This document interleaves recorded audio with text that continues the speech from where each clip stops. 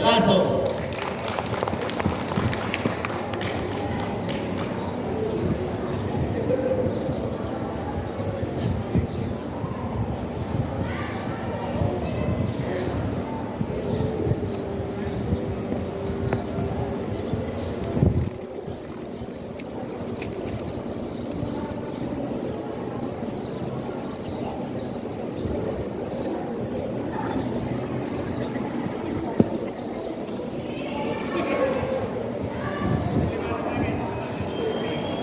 So yan, good morning everyone.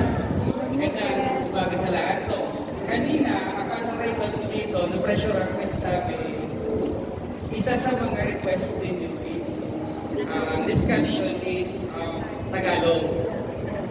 So, ang presentation ko, contradicting naman sa expectation ninyo na Tagalog. So, English ang saka yung presentation. And as much as possible, i-discuss ko sa inyo sa abot ng aking magkaya sa Tagalog. O minsan, magtatagabi ko lang. Ano po? So, hindi natin gagawin itong discussion na masyadong seryoso. So, kailangan natin medyo light lang. Kasi aram ko na ang gabos sa ito ay aram na kung ano ang program, ang purpose. At aram na kung ano ang mga impose na conditionalities. Kasi sa pirang taon na pagiging parent leaders ninyo, si sino nila ang dekada na, sarong dekada, or pa sarong dekada na, para pa, so mga baguhan, mostly. So ang pinakalinig ni pirang taon ako. Pera? 4 years. 14 years. O, nagpas sa sarong dekada. Tama. So si sino yung mga baguhan pa lang, na kaka-elect mo ka lang this year or last year, besides. So, pero dati makita mo, active, pag-abot sa pagiging member, tama. Kasi di ba kung magiging parent leader kung dahil ka mo active, tama. Yan. So, na-introduce na ako and igibuhon ko ng sa kuyang best para maitalakay or maipabot sa inyo kung ano yung patukoy dito sa tinatawag natin isang system ng workplace or yung ating tinatawag na compliance verification system. Sa salita pa lamang, iba, medyo malinaw na din sa atin. Pini-verify, sine-check kung kayo ay nagkukomply or sumusunod doon sa conditions na ini-impose ng programa.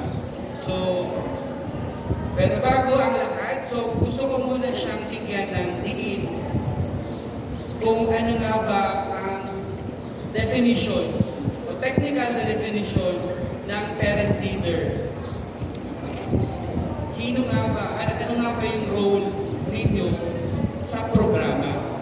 So sabi dito ang parent leader na you are the grantee ng program elected by each parent group. Tama ba nag-agiba ka mong eleksyon? Or by appointment na, by tururuan na lang? Okay. Tururuan. Tururuan ang igaman i-toro. Tama? So nag-agreement. Di man siguro napiritan. Di man siguro kung napiritan. Tama? Si Sainigyan napiritan. Sa nakulawan ng obligasyon kang sarong parent leader. May mga napiritan na addicted. Anong barangay po yan? Hanggang ngunyan po ba, napiritan pa rin ka mo? Or nauupa na ka mo? Nauupa. Dawa magpagalan na, dawa inaaranggutan ng mga member. Diba? Dawa pakalikot na minumuda ng member. Diba? Pag nagkulang ang payout, ang sinisisi, may PL, tama? Experience. Niruritan ka mo kasi experience nyo yan, tama? So, magkaugmaon, and at the same time, maka-stress ang pagiging parent leader. So, basta-basta ang trabaho kang sarong parent leader. So, nasa habagan nito ang obligasyon na maitao sa mga member nito kung ano yung idinidisiminang mga municipal league na may kapot sa ito. So, ang parent leader, you are elected. You are not coerced or hindi ka mo pinirit. May pinirit pero ang ganyan nagugustuhan na. Tama? So, kamo bilang parent leader, kamo ang magsisabing community leader sa sarong komunidad. komunidad. Micro leader. Hindi man ka mo elected as public official, but you are a leader pagdating sa implementasyon ng programa. Diba? So, kamo ang nagko-communicate, nagtatawag ng mga impormasyon sa mga kapwa nyo members. And sa pagtaon ninyo ng komunikasyon, kumusta? Paano nyo nakuha ang tuotin sa inyong mga member? Magpuon na naging parent leader ka mo, paano nyo na-organisa ang iyong grupo na magkaroon kayo ng, kumbaga, walang, hindi yung parang group, yung isahan, hindi yung kanya-kanyahan, di ba? So, papasok na dyan yung tinatawag nating building rapport. Pag sinabi nating building rapport, mahirap po yung kunin, di ba? So, iba-iba ang dynamics ng bawat salusan, iba-iba ang ugali. Hindi ka boss na tao uuyon sa imo. Kung mag-uyon man dyan, may mangilan din dyan na mag-object, habok. So, paano nyo nabibuild ang rapport? Paano nyo nakukuha ang loob ng inyong mga members? Ano yung mga strategies ninyo? Sige, ang magsiba, may 100 pesos sa padig dito, takawin ko. Sige, matawag kita. Kanina kasi naiya. Sige, go. Bilang sa micro-leader or leader, parent leader sa komunidad, paano mo mabibuild or makukuha ang loob ng inyong kapwa-member na sumunod sa kung ano man yung ang ipinamandate ng programa? Sa ila, ang gagawin sa kaibigan, kasi kung ikaw ang kung mga report, wala kang kung sa email ng mga balita maray, binabalita ko po todos. Sa ngunyan po, para po ang mga member ko, susunod po sa Okay, yan. Very good. So, ang kailangan lang natin is mag-maintain. Ate, 100 pesos. And kay Kuya na last, kasi kanina nahiling ko garo, mas empowered ang mga babae, tama? So, dapat ma-equalize natin, di ba? So, dapat hindi lang babae ang nagpa-participate. So, tatawagin ko ulit si tatay para magbigay sa atin na maningan yung mga estrategiya niya na ginagawa para nang sa gayon ay makuha na yung loob ng kanyang kapwa members. Okay. Ako kaya, baguhan ko lang talaga ako na PL. So, ang pinaka-estrategiya ko, ako ang nasusunod. Yeah. Ang gabos na pini-implement, ang gabos na pini-buhod, pinahapot ko sa ina. Bago na itong, sa araw kaya talaga, sa Haloy Pasig Seminar, dapat kaya ang leader, kung paliban sa leader ka, ika dapat nasusunod. No. Dapat pag leader ka, aram mo kung ano si mga kakayahan ka miyembro mo, aram mo kung ano ang dapat na itabang mo sa mga members. Aram ako kaya. A good leader is a good follower. Hindi lang super hindi ka ang nasusunod. So dapat democratic, di ba? So ang nasusunod ang majority. Pag kay leader ka, ika na permi ang gusto bida-bida. Tama? So sorry. So ayan, at least kung may kanya-kanyang strategy, may kanya-kanyang mechanics on how we can build rapport to our co-members. Diba? So kayo din yung nagbibigay pagdating sa mga logistic needs and nag-coordinate sa mga local structures sa community. Diba? Hindi lang kamo nililimit doon sa members ninyo. So nawaway din, napapalawakan sa inyong pagiging leader. Not only sa member, but po sa ibang mga local structures. Next. So sa ngunyan, aram ko aware na kamo ano. Pag sinabing CBS, iyon nga so nag-monitor, nag-check ang attendance ng mga aking sa eskwelahan, sa health, and sa FDS. So bigyan natin punto kung ano nga ba ang ibig sabihin ng CBS sa konteksto ng programa. So, ang CBS ay siya yung systems na nag-monitor sa compliance ng mga beneficiaries na kung saan ito ay may kaakibat na kondisyon na minamandato ng ating programa. So, yun ay nakaangkla sa implementing rules and regulations ng RA 11310 or for peace law. Tama? So, ito yung nagpo-proseso ng compliance data para siya yung maging basihan sa kung ano man yung grants na marireceive. Depende sa kung kayo ay nag-comply or hindi. Tama? So, kaya, pag may nagsabi sa ito, nag-roll out per meaning purpose na inigaro, ang nangyayari, nag-aasa na lang, which is hindi naman natin masisi, di ba? Kasi na yan din ang nahihiling nila sa community. Pero, in reality, hindi po roll out ang purpose. Ano, pag sinabi kasi natin roll out, it's one-way process lang. Kamu lang ang nagre-receive ng grants. Dahil ka muna tataoki or nagkukumply sa conditions. Diba? So since may condition ng programa, hindi po siya roll out. Two-way process siya. Nakaka-receive ka mong grants dahil ka mo ay nagsusunod sa kondisyon. Tama? So ito ay hindi lamang DSWD ang nag-implementar. Katuwang natin dito ang DepEd, Department of Health at ang LGU kasi hindi po kaya kung ang DSWD lamang ang mag-implementar nito. So kaya nga, from time to time, pag nag-visit ako sa school, ang isa sa mga request ng ating mga partners, stakeholders sa school ay yung participation ninyo sa school. Pero hindi naman ibig sabihin na kayo lang. Dapat maging fair na hindi lang for peace. Diba? For peace ang tinatawag. Lahat dapat, di ba? So, maski sa community, di ba? Ganun din. So, next, please.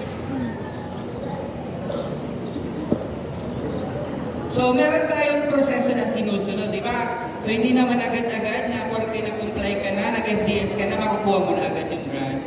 So, minsan, alam ko yung iba sa inyo dito, minsan naiinis na, naiinig, dahil medyo matagal ang grants. Tama ba?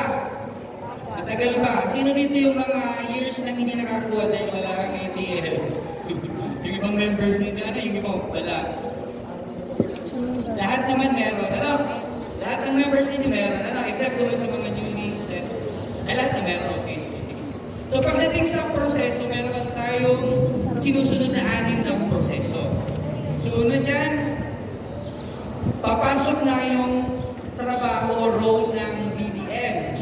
So lahat ng mga updates sa pangalan, sa grade, sa pangalan ng school, once yan ay encoded sa BDM, sa ating isang system, i-generate yan sa CV. So magre-reflect ang pangalan ni Lindo, as in kang mga aking Lindo sa CV form. Siya yung magiging basihan para ma-monitor kayo sa respective facilities. So generation of form. So on our end, sa part ko, printing and katuwang namin ng ating social welfare assistant. Sila yung may functions na nagdi-distribute, nagbibigay, nagko-collect ng mga CV forms sa schools and sa health facilities. So, syempre papasok doon sa pangatlong proseso yung ating nabanggit na agencies. Multi-agencies, inter-agencies. So, DOH, DepEd, sa DSWD, part ng SWA and CMLs. So, after that, pagtapos na pong distribution, collection. Kaya minsan, nakahalo yan sa school. Kasi nga, may mga school na nakulo naman talaga minumonitor ng purpose. So, kaya kuha talagang ma-check, matutukan ng maayos yung data ng mga bata kung sila talaga ay compliant or hindi. Or kung na-meet nila yung 85% na attendance na required ng ating programa. So, next, once yun ay, and yung pinaka-last na phase or stage noong present ko kanina is yung sa generation ng payroll. So once ang mga bata ay compliant, nakatay ng at least 85% compliance in all conditions, they will now be receiving noong grants, corresponding grants based sa kanilang compliance. So yan, ipapagames ko sana yan. Kasi aram ko aware ko kaya na tinatawag natin periods. So ang programa po ay merong 6 na periods. So sa 6 na periods dyan, 2 buwan po yan. So, bi-monthly. Sa education, ang tanong ko, ano pa, baka mo hindi paraffle? Sige, sige. Sa school or sa education, ilang months lang ba? Sige. Sige. Kasi yan po ay naayon doon sa memo sa guidelines ng DepEd. Kasi ang may bakasyon na doon, di ba? So, yan, si nanay, sumataw na si Sir di 10K. Na-pressure si Sir. Yan, may laman na po yan na lunch. So, yun. So, meron tayong 10 buwan lamang sa education monitoring. So, for our period 1, nagsisimula po ang period 1, February and March. Dahil siya nagpupuod sa January, no? February and March. And nakatalaga dyan kung kailan yung expected month for payout. Kung anong buwan ang ina-anticipate natin na mag-payout yung ating kayo. So for February and March, period 1, ang expected month of payout, which is hindi naman talaga nasusunod ay May. Nasusunod ba? Na-observe ninyo? May times pa na nasusunod or madalas hindi nasusunod? Madalas hindi nasusunod. Ano ba? So yan ang loopholes ng programa, di ba? Na hindi naman kasi natin kontrolado. Kumbaga, sabi nga ng programa ay, sabihin natin na sa trial and error, hindi naman talaga siya perfect totally.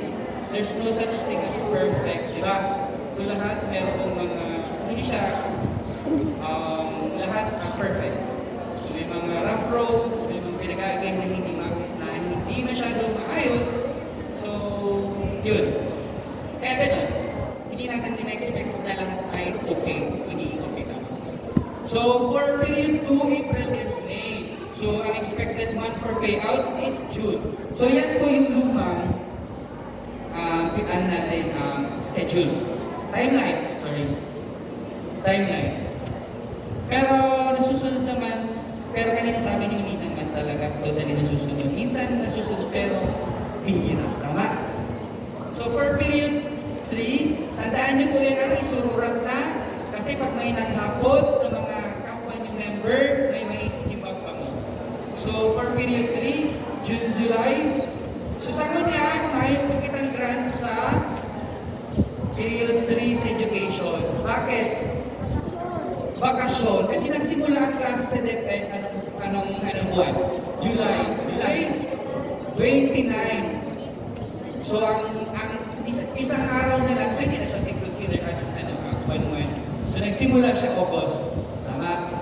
So, wala kayong na-receive na grants for period 3, covering months of June and July. So, for period 4, August, September. So, for period 4, dyan nagsimula yung ating pag-receive ng grants for this year. Tama? First for academic year 2024 to 2025. Tama? So, for period 5, October, November. So, good news sa Kabos. Kasi, ang period 5 natin ngayon ay force majeure. Dahil sa bagyong Christine. So, lahat apektado, so lahat makaka-receive ng tamang grants. Walang mababawasan na grants. Diba? So, mga tayo nagraralog ng mga agri, maswertihon. Yan man ang saro sa problema, diba? Pero hindi natin yung control. Kasi lahat apektado. Whether naglaog ka o dahil, makaka-receive ka ng grants. So, yun. Kompleto ang ma-receive ng grants sa education for period 5. Pero for period 6, December and January, back to reality. So, ma-monitor na tayo, magsimula na tayo mag-monitor ng compliance. Hindi na po mag-i-effect yung force majeure kasi yung bagyong Pipito ay hindi naman totally na-apektuhan yung ating probinsya. Kasi ang pag-request po ng force majeure ay through provincial declaration of state of emergency. So, pag may declaration, automatic mag-request kami ng force majeure. So, gabos na constituent ng province of Camarines Sur na member ng 4Ps ay exempted for monitoring. So they will be receiving complete Maray grant. mo liwan. Next. So paano natin monitor yung compliance? Paano nga ba? Sino nga ba ang nag-monitor? Kayo ba na parent leader? No. Surfer na. Hindi. At bawal. Wala naman siguro ditong parent leader na nagdadala ng CV. Wala. I hope so. So, nagiling pati sa Kuya Pando. So, yun. Good thing is, basta ang function nyo po, limited lamang. Hindi kayo dapat na-distribute ng CV forms. Tandaan yan ha. Kasi magkakaigwa nag-i-interest. Diba? So, bawal. So, meron tayong ilang forms. Ilang forms? 4 forms. Sisa yung makaka-enumerate. Sa 4 na classic forms or CV forms. Sige, maapat ako. May kayong volunteer? Okay, may mga volunteer. Sige po, punta po dito sa unahan.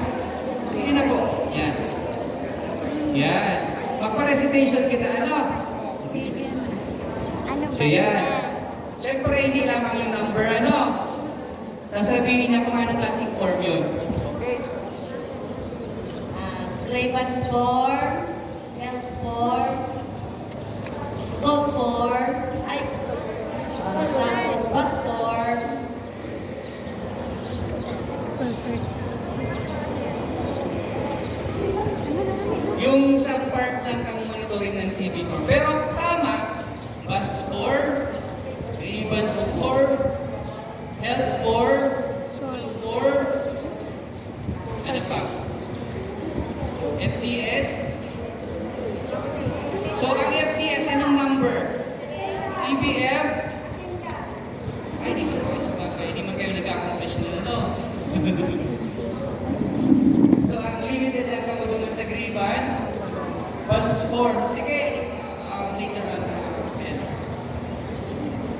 Sa CB form po, meron tayong 4 na forms. Ano? CB form number 1 or yung tinatawag nating master list. Sino na kayo yung master list? Yung gusto mo na beneficiaries. Mahilig tuman kung updated na ang school ng aking birthday. Sino na kayo yung CB form number 1? CB. Wala. CB form number 2. Education. CB form number 3, health. CB form number 4, FDS. Natandaan na? Hindi po, para at least magkaigaw magkamaki-background. Sabihin na ibang kamo talagang may direct nag-accomplish ka ito. At least aware ka mo. Ano po? School. Masterpiece, educational. So, how do we monitor tayo? Siya na sabi ko na, isa-isayin natin ano yung CPF form number 1, sir? Masterpiece, education. Yan. Yan. Yan yung sinabi ko kanina na forms, apat. Okay? So, CB form number 1, master list of the beneficiaries. CB form number 2, education. CB form number 3 for health. CB form number 4 for yung FDS. So, duman, nagsishare ni madam or ni sir ninyo kung kamo ay nag-absent. Ayun. So, yan ang sa tuyang forms sa CB. Ilan? Meron tayo 4 na forms. Okay. Pinalecturan na. So, ang CB forms, ang sabi dito, siya yung nagbibigay ng general information ng beneficiary. So, doon ina-identify natin kung sino yung monitor sa education and then sa health. Tama? And sa sino naging links para matrace nila or mahanap nila yung mga beneficiaries na hindi updated yung facility. Ayun. So sa linan siya, kasi nakulong siyang nakalaang.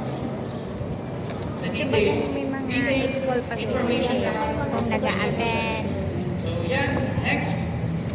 pinapiling mo lang kaya sa to, dami ng puta. So for sabihin for number 2, active po sir.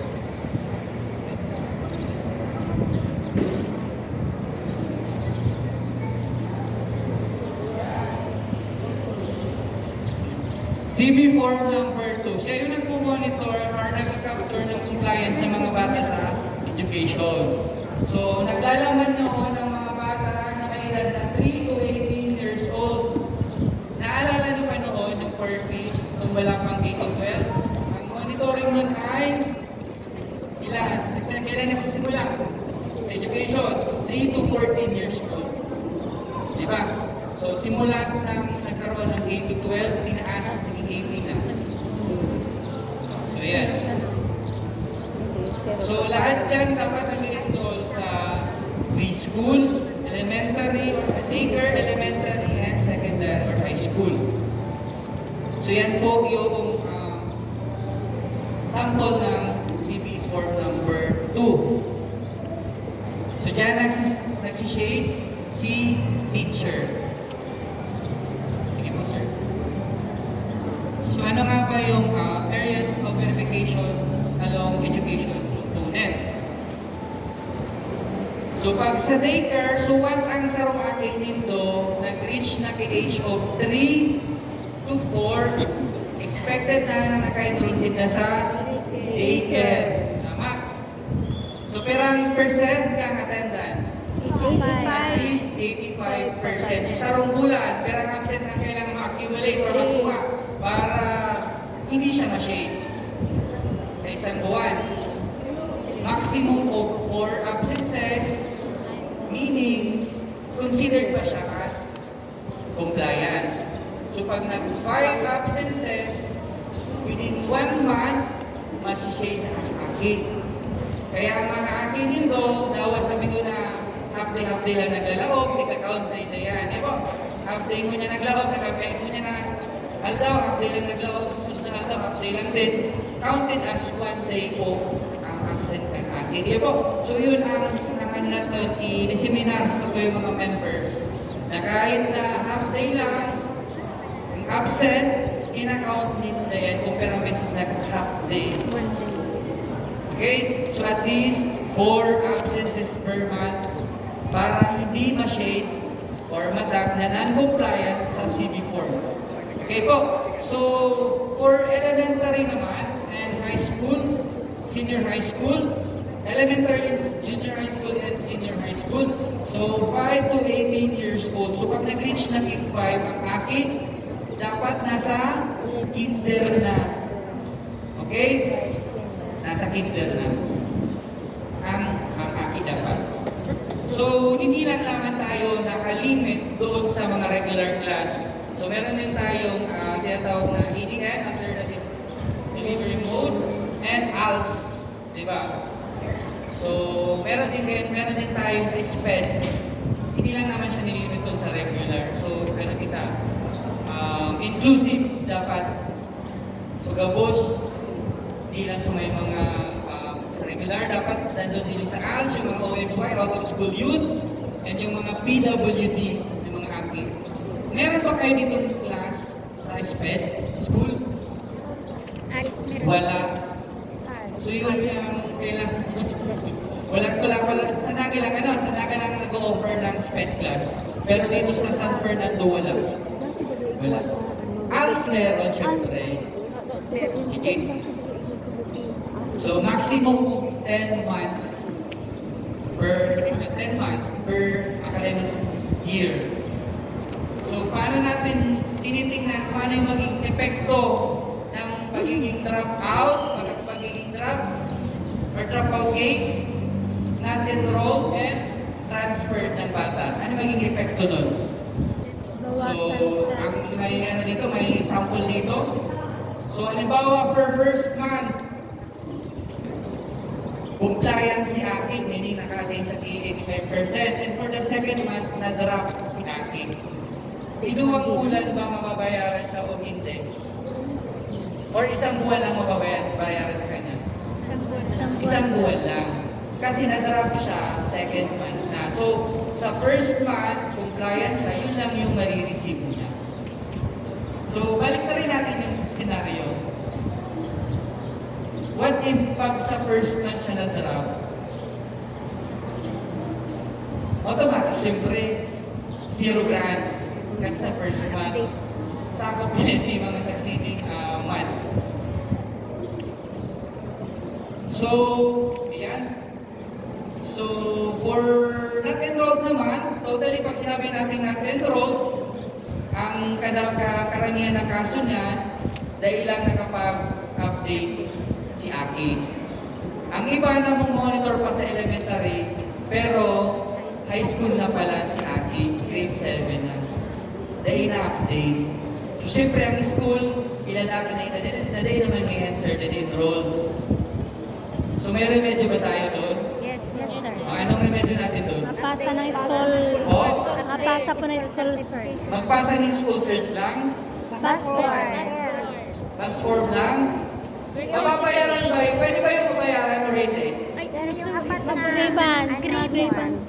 True, tama, mga grievance. Pwede siyang mabayaran for retro payment. Pero ang retro payment po, i-discuss yan mamaya ni Ma'am Chela May. Hindi po siya talaga minsan lahat na babayaran. Ano? Depende po pag may budget. So as much as possible dapat updated na active. Pero medyo tayo dyan sa level kang CB forms. So halimbawa, kaya na siya natag na natin doon si Aki sa elementary. Tapos enrolled naman siya doon sa high school. Kung yan ang itibuhod, kang staff, i-inform ka mo na magpasa kay Certificate of Compliance. Aram mo yan ang form na yan. Nakailing na kamo kayo ng Certificate of Compliance.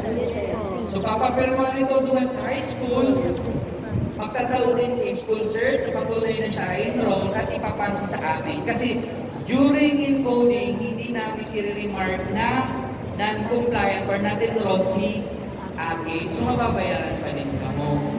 Hindi po. Kasi kung magkakalat kita sa retro payment, abutin kita kisap siya, malayo yun. Eh po, so retro payment na pa-process naman pero hindi lahat. Depende pa din yan sa budget, tama? So yun.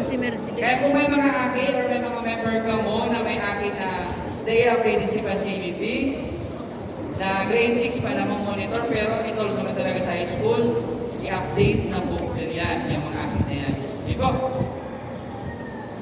So sa case kang transfer, ganun din, kapag first month ay compliant and transferred siya for the second month, makaka-receive pa din siya ng transfer the first month.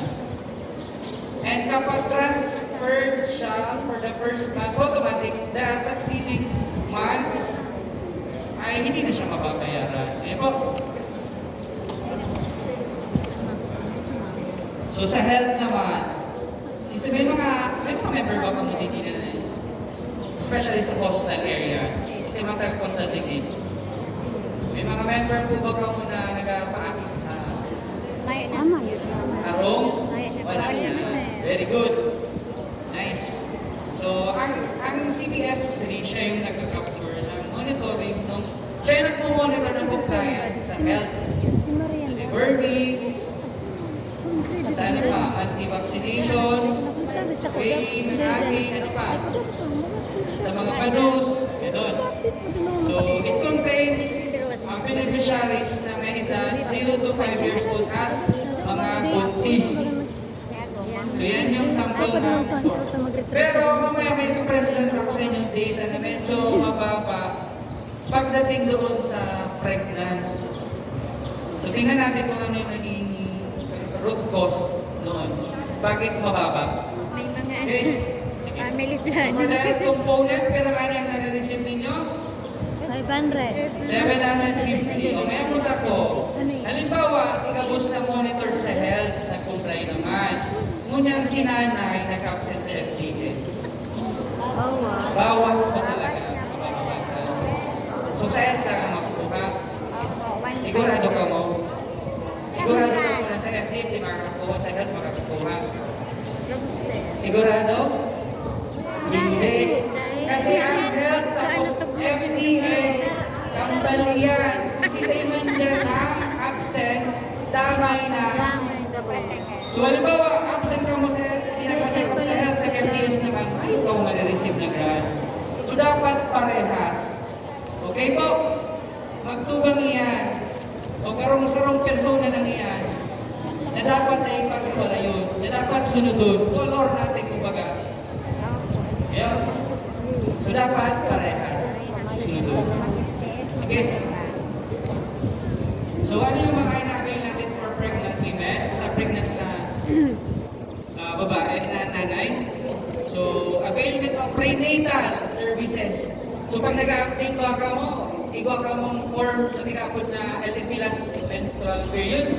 So pag mag-update yung mga bados, masubit ka mong i-form health cert na meron nakalag na LMP tama last menstrual period. So kailangan magkaroon kayo ng prenatal check-up and post-natal check-up provided ng mga skilled professionals. Sino mga skilled professional? Si midwife, nurse, or doctor. Dahil basta kang magpa-check up sa bakuman, lihitin mo skilled professionals. Okay? So, yan. So, sa 0 to 2 years old naman, check up and schedule vaccination. Monthly po ang pagpapa-check up and pagpapa-vaccine. So, sa 2 to 5 years old naman, growth and development monitoring, at least once every 2 months. Sa 2 bulan, sa beses lang. Okay? So for 1 to 14 years old, avail the worming pills sa school na ini. Sa tama, sa school lang pwede ka administer in the worming. At least 2. Pero, Once every 2 months. contradicting ang sa tuyong guidelines. Kasi sa DepEd, kasi nag-meeting kami last time sa Seruma, sabi ng NDP na ang monitoring sa deworming ay hanggang 19 years old. Pero sa tuya, pumilingon ka hanggang 14 years old. Hindi. So cover the goes from elementary, daycare to senior high school. So twice a year. So sa niya na semester, nagpa-deworm ba mga akin ito? Yes, sir. Sure, yes lang yes, pero pag chinek ko ang CV na iba. Okay. Good. Sige po, next. So, sa FDS naman, matanda. Ay, mapirma lang pala sa attendance. Attendance na, sige. So, ang FDS natin siya yung tool na nagkakaroon ng compliance ng mga qualified grantees na mag-attend sa family development session. Pwede ba na mag-asawa mag-attend? Pwede na tawag tayo ng FDS, tama? Pwede. Diba? Kung available si tatay, kung walang trabaho, pwede po siya mag-attend ng FDS. So, ang may primary user guide to for the IC, municipal link. So, kamo mga parent leader, ano yung gamit ninyo para ma-monitor yung attendance ng mga kapwa niyo member? Attendance, tama? So sa attendance, kung hihiling mo nito, kasi hindi na hindi pa nakakahiling ka attendance. Gabos naman. So kung hihiling mo ng attendance, kapag ang sarong member nito ay absent, may nakalagbaga doon sa may pinakagilid kung ano yung rason na absent. So dapat tingala agad ito. Hindi po, ilalaat na duman, si rason na takdain nag-attend si nanay or si grantee. Po, kasi yun yung magiging initial validation na pwede gamitin ni Municipal League para sa OBTR. May tinatawag kasi kami OBTR. Yung O stands for offline. Before. Binibasa ang pinaka-analyst, beneficiary tracking report doon, kinukuha yung mga rason ng mga nanay or mga grantee, na grantee, na nakapag-absent sa FDS. Bakit? Hindi lang sa FDS, mga dahil nakapag-comply sa education conditions. Ang absent sa school, yan ba kasi validate sa ito? Anong nangyari ka hindi natatali ng loob? So pinapapirmaan. Pinapapirma ba talaga sa ito? Ay sa grantee? Pinapapirma ba talaga sa grantee or hindi? Sa Grante po. Pinapapirma yun. So, ibig sabihin, pag once naka-fix or naka-pirma ang member, nagkagi talaga sa inyo ito. Dahil po kamo mismo ang magpipirma. Hindi po, bawal yan. Hindi po. Kasi minsan nag-check ako ang attendance ninyo, may mga nagkahiling ako minsan na pare-pares ang pirma, pare-pares ang stroke. Nag-check ko kasi yan ay, yung sa kuya nag-aagi ang attendance ninyo. Pero magayon ng madigisaan, marayon ng madigisa sa San Fernando. Malini ang St. Lucie before. So, dapat may pirma ni parent leader ang attendance. Sa baba. Kasi hindi lang kayo nagpipirma. Dapat pirmahan po yan, pirmihan. Pag nag-check ako, mahayo ini, si Sito ini parent leader, ito mayong pirma na ini. Eh po, pipirmahan niyo po ito, pirmi. Dahil po paglingawan, na pirmahan itong attendance. Okay po? So yun yung sa FDS. Anong form na ang number? Anong form number ng FDS? Very good. So next. So dito na tayo sa exciting part. Presentation ng accomplishment simula January hanggang September. So for period 1, February, March, sa 3 to 5 years old, ang accomplishment percentage of accomplishment ay 94.90%, mababa po siya. Kasi ang target po natin ay 95%. So, hindi na lang. 10% na lang. 10% para ma-reach natin yung national target na 95%. Si mga aking yan sa daycare, hindi. So, sa 6 to 14 years old sa elementary, 96.76% halangkaw. Congratulations. For 15 to 18 years old naman, 83 na tapabaunong ini. Yun na ini si mga akit na senior high school. Tapabaunong 83.69%. Anong nangyari? Ay, di na, di ba Si nag-working Pagklase, pagklase, hanggang lumanala. Iyo, nag-working. Mayo kitang binigay mo paagi para may ganyan na. Nakawala na talaga po. Kaya lang, iba mayo Lola, pag-abot ka klarasya, mapundo mo nila yun, sayang. Dapat mag-maintain, nag-enroll, nabasa na tayo sa mga klase. So, sa 0 to 5 years old naman, congratulations, di ba yun, 100%. Very good. So, sa mga padus naman, nakakababaon. Yan ang question ko, 52.28%. Sopag, sir. Sopag! Sabi nyo kanina, mayo pa ng mga padus na nga sa harong. Anong nangyari at nababaon? Sopag, magpacheck na lang. Pero machikas na mga gram nung nagpapados. Ay, baga. Ha?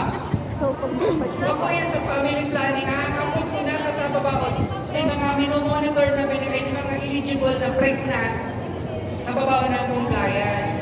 May mga sala po sa data. May mga pados na lalaki, may mga pados na senior na, may mga pados na minor na. So ito ang kaipuhan na i-validate na matag sa BDM na mapaayos si status. Kaya kababaunod. Gusto mo nila yan. Kung ilan ang kapira lang, 22. Sa 22 na yan lang si mga lihiting pados. Nabako senior, nabako lalaki, nabako minor. Iyo kaya 52.38%. Kasi yan na 42 na iyan, yaw na dyan sa mga senior na pados, yaw na dyan sa mga lalaking pados, yaw na dyan sa mga minor na pados. So ito ang kaipuhan ng ayusos. Okay po? So sa FDS naman, congratulations, 96.33%. Very good. So for the total, mababaon na butong kita kayo sa pregnant, 82.67%. Hababaon nun. So, ano yung challenge na yan? Sa tuya, paano tayo mabataas? Pero anyway, for period 1 natin naman yan, February, March. Busit kita sa period 3. Period 2, sorry. Uy, nagdagdag. Yan, nagtaas na. Very good. Again, nasa-stay ng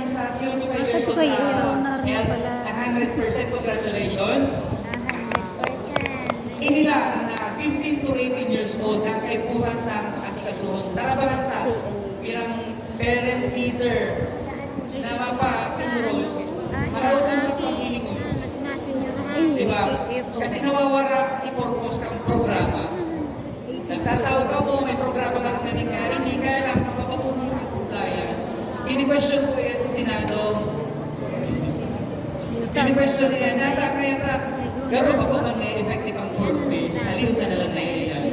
Ika na yung ito mismo nagsasabi na ba ko nung garo mayo, sayang. So yan ang kaipuwantang pagtarabangan. Pero anyway, congratulations pa din sa health kasi sa pregnant kasi nagtaas-taas na 84.21. Kanina from 52 ba? Tumaas na 42, tumaas na 84% na. So FDS, congratulations, 95.06, 08%. So nagtaas na sa total, 94.12%. Next. So for period 3, pansin nyo parang education, kasi hindi bakasyon. So again, kung nagpababo kita digdi sa 0 to 5, may dainag tungklay or may nakapag-absent sa health, sayang. 99.8% na lang. Na-shaded hindi kang health center. Sa pregnant, tumataas. Very good. 92% na.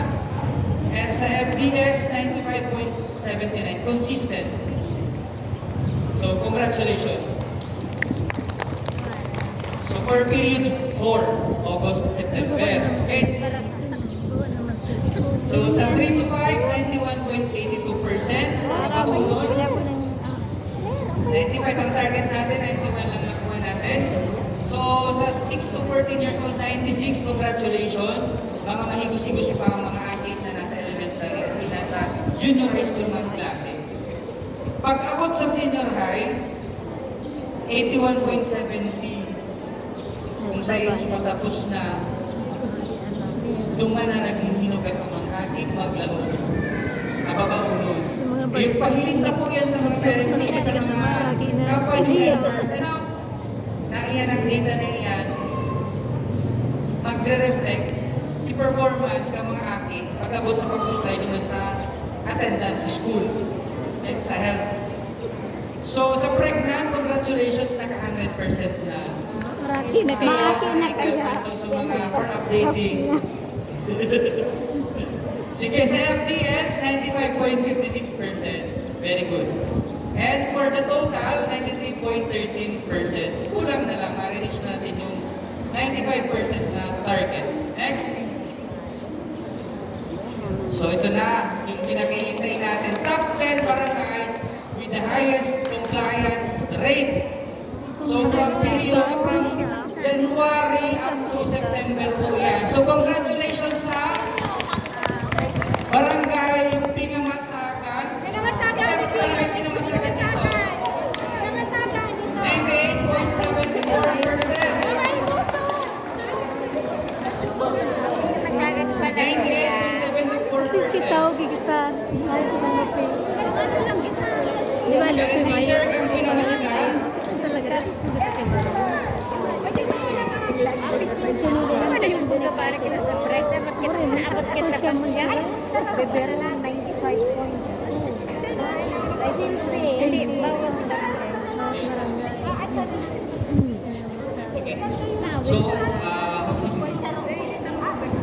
due to limited budget and fund, hanggang top 3 lang po ang pero congratulations pa rin sa lahat. So, next, Buena Vista. Second highest